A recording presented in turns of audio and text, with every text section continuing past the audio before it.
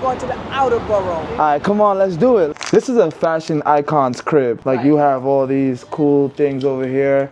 We see Grace Jones. Shout out Grace Jones. Shout out Grace Jones. So as you can see, I love art. I love my books. Knowledge is power. I have all my African American history books here. This is King Leopold's Ghost. That's real racism there.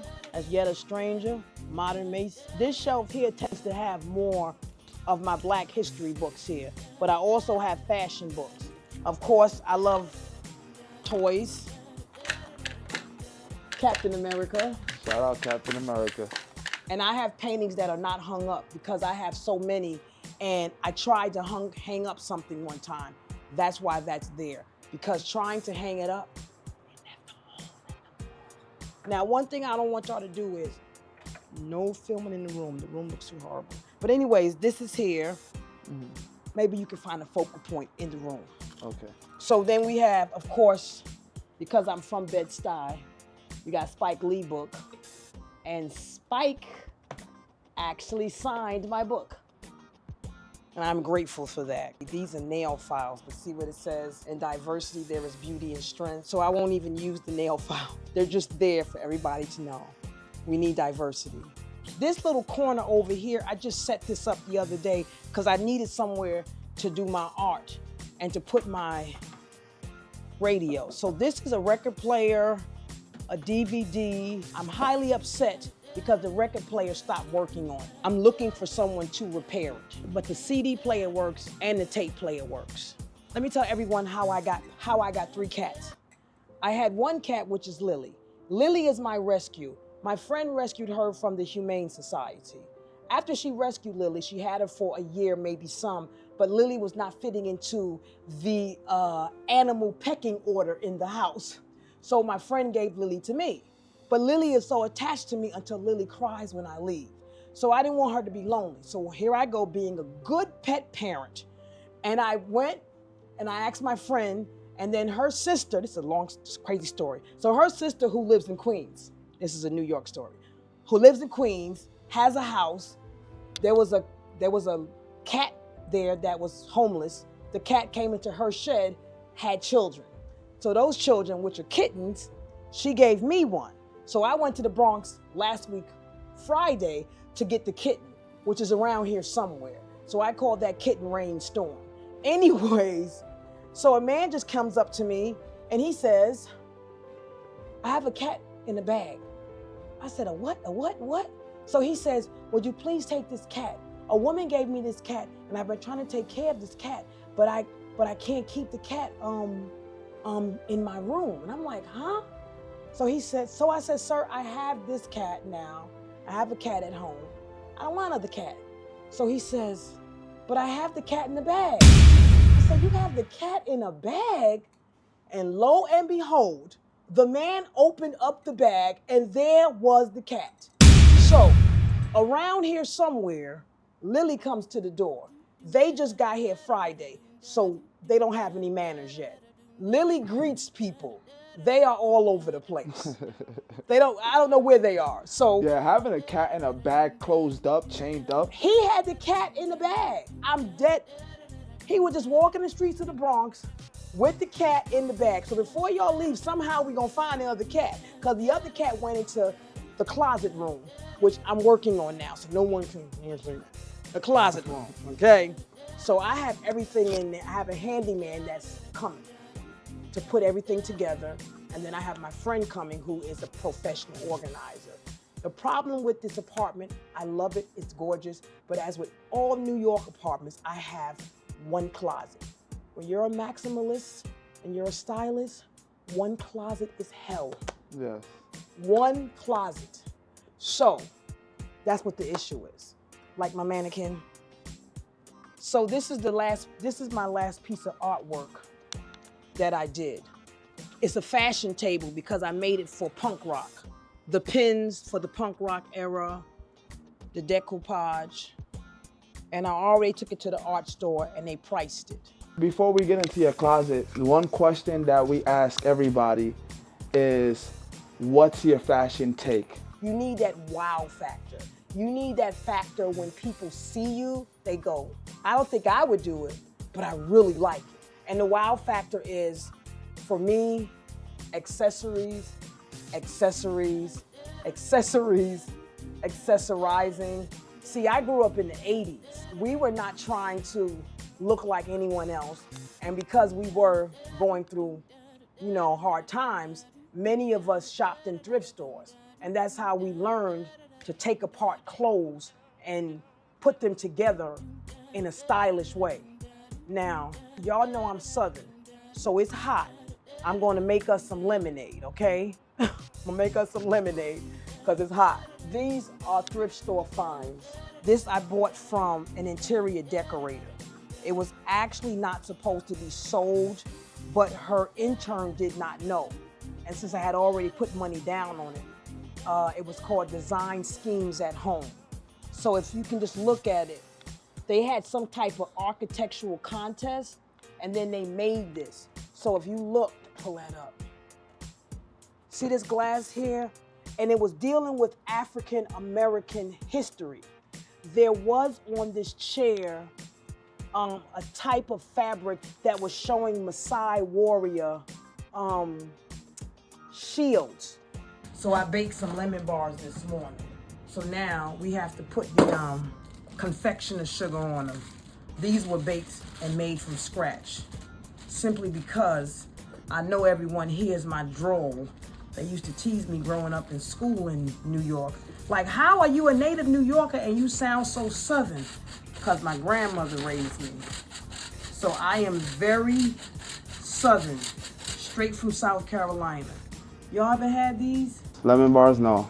They're very good.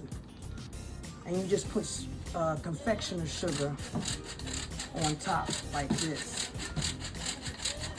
You just put so the way you make them is you take lemon. Yeah. First you make a crust. Then you make the lemon, I guess we'll call it curd. And then you put it in there. So here's my knife collection here. I'm wild. I'm gonna let y'all taste these. These were made this morning.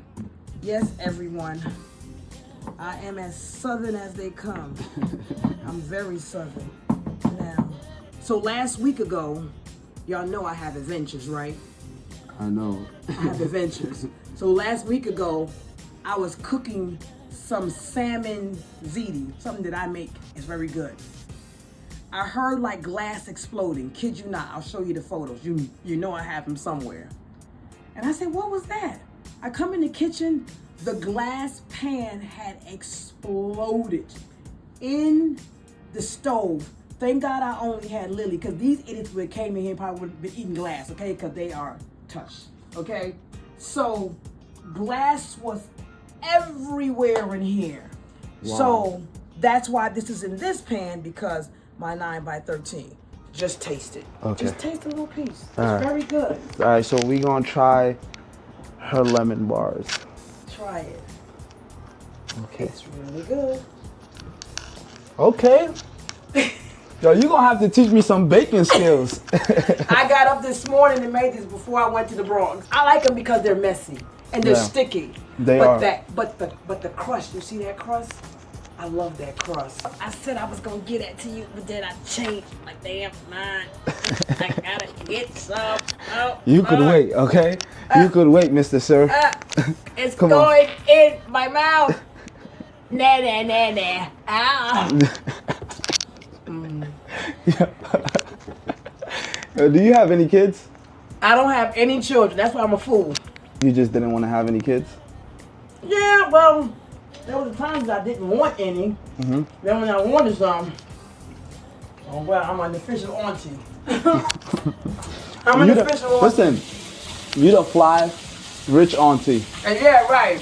Look how I live. I got a pool downstairs. I got a gym. Auntie be living large. Grills, all that. I got a grill. What's they want to talk about me? They be hating on me. I'm up in here chilling. Look at my TV on the wall. Look at me surrounded with my You got some nephews now? Right, I got some nephews. We eating lemon bars. We having a good time. We eating lemon bars. We eating lemon bars. We making lemon juice. I'm gonna make some lemonade straight from scratch. When you do lemonade, you need to roll it like this. Why? Because you want all the juice to come out. Let me tell you something. You come around me, you're going to learn stuff. I can tell. Because my grandmother raised me, along with my mother. But may she rest in peace, because COVID took her. May she rest in peace. Yeah, may she rest in peace. But my grandmother, I told you once again, for everyone listening, I am a native New Yorker. I was born in New York in 1969. Yes, I look quite young. I was born in New York. You actually do look young. A lot young. Yes. So I was born in New York, so I'm an original New York baby. Because I was born during the blizzard of 69. And because of the blizzard, then I was forced to be born at home. So my father delivered me. Another New York story, here it comes. But it's the truth. So my father delivered me, and he had to tie my umbilical cord with a shoestring. That's real New York, right? That's real New York. Because the ambulance couldn't get in or out. It was a blizzard. Check the Weather Channel. They talk about how serious that blizzard was in New York. Some people perished also. But to make a longer story short, when I was born, I wasn't breathing for a very long time, my father said. So he had to be the obstetrician, gynecologist, everything. And he said that he prayed over me and he rubbed my feet and he talked to me. That's how I got my name.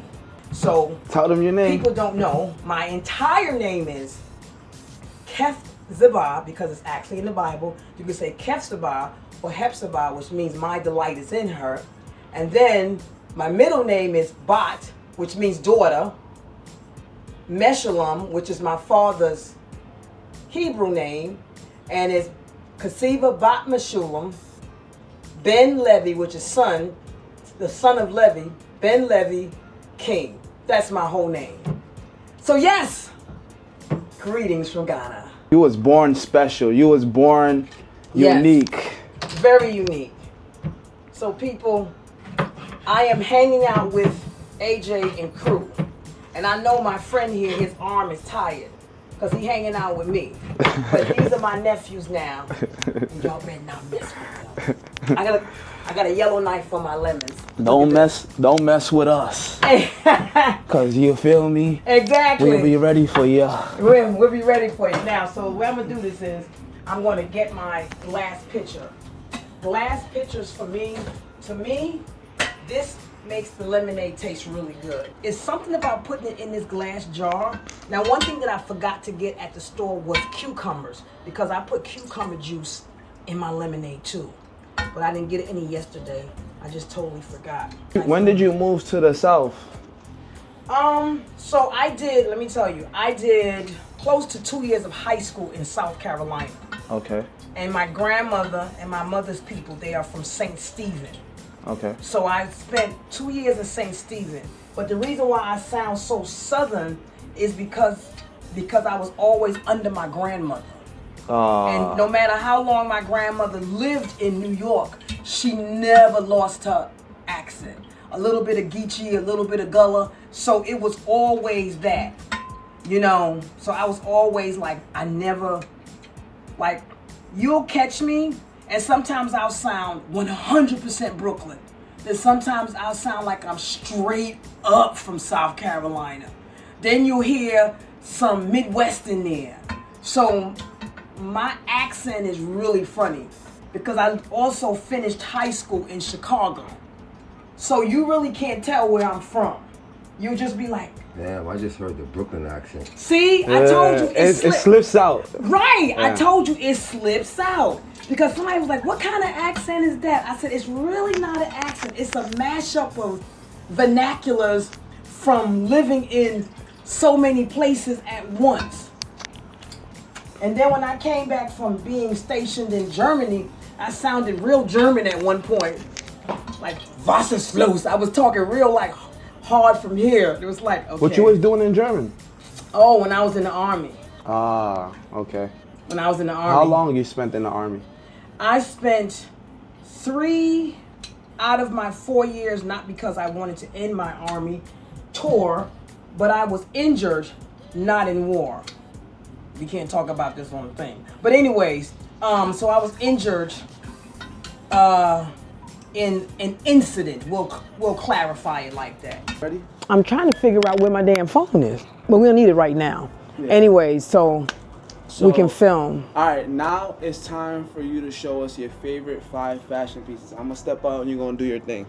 Okay, so first of all of my fashion pieces are my favorites, but I just pulled out some that really exemplifies some of the eras that I like, because most of my fashion I consider to be a mashup. So I mash together different eras, different genres. So I never just say, oh, I have to stick to the Dynasty era. Now, I call it Dynasty era with the Diane Carroll and the big shoulders. So this could be considered one of my Dynasty era type of hats here. This is definitely from the 80s, and I got this from City Opera Thrift. And if I can find the photograph of the young lady that modeled this, then I will send it to you, because the way I styled it was this hat, this shirt, and she's a petite, so this became her dress. This became her dress. She had the hat on. She had some, because of the black hair and the black hair, she had some patent leather boots on, and then she had a tie. And see this shirt right here? That shirt there she had on with a red tie. So this is how you style. When you go into thrift stores, do not become overwhelmed. Look for pieces that you can mix and match with everything. So you don't want something that's too overdone, and then you don't want something with names and stuff on it, because who would have thought that this would have became a dress with the hat? Oh, and also, it's another one of my pieces, she carried this down the runway. So for me, fashion is whimsy, fashion is an era, and fashion is showing that which you are. So I don't really like flat fashion. And to me, flat fashion is when you're trying to emulate exactly what you see.